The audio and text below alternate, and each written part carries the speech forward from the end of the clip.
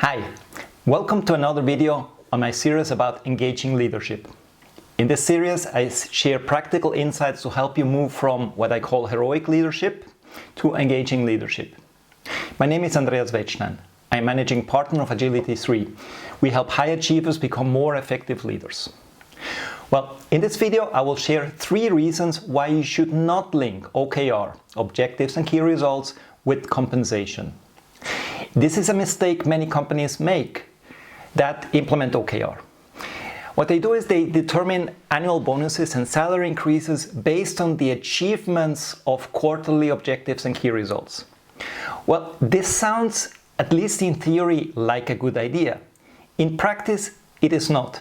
That is also the reason why Andy Grove, who started with the whole concept of OKR, and John Doerr advise against this. Okay, let me give you 3 reasons based on practical experience and also based by solid research and motivation why you should not link quarterly objectives and achievement of quarterly objectives to annual compensation. Reason number 1, it kills intrinsic motivation. This sounds strange, but it is a well-known phenomenon in psychology. If you give someone a financial reward for something that the person is already intrinsically motivated to do, it kills the intrinsic motivation of the person. Doing meaningful work is intrinsically motivating. It is actually one of the ways you can intrinsically motivate a person. Just give them something meaningful to do. If now you link that activity to a financial reward, the person will feel they are doing it for the money and not anymore because the activity itself is meaningful or perceived as meaningful. Let me give you an example of a company I work with. One department linked OKR to compensation. The rule was very simple. If you reach your quarterly objectives, you get a high bonus. If you don't, you get a low bonus. What I found interesting is that in a company-wide happiness survey that the company did a bit later, that department scored lowest on the question, do you find your work meaningful?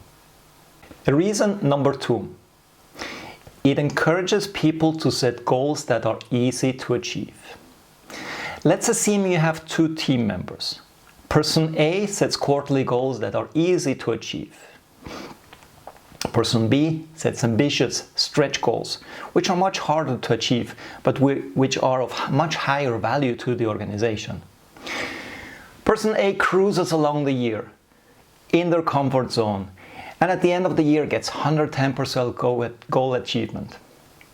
B works very hard all year, but she only has 80% goal achievement because the goals she set were far more ambitious. Now, guess who gets a higher bonus? A. But who created more value for the company? B. Is that something you want to happen in your company? This brings me to the 3rd reason. You may have to pay a bonus even if the business makes a loss. Let's assume you had a bad year, a lousy year. You made a considerable loss. If your compensation is linked too rigidly to the achievement of quarterly objectives, you still need to pay high bonuses. Even worse, if you have a situation like the one I mentioned before, you may have to give high bonuses to people who are actually not adding too much value to the business. Unfortunately, this is often the case. To summarize, think twice before you link OKR with compensation. You may kill intrinsic motivation. You may reward the wrong people. And you may have to pay high bonuses in a very bad year. I hope you found this video helpful. If yes, click the like button and consider subscribing to the channel. That will ensure that you get informed every time I publish new content. If you want to explore how the concept I present in my videos apply to your organization, go to my website www.agility3.com, where you can book a free 1-hour strategy session. I have 1 or 2 open slots per week. In the meantime, take care, stay safe, and get meaningful work done.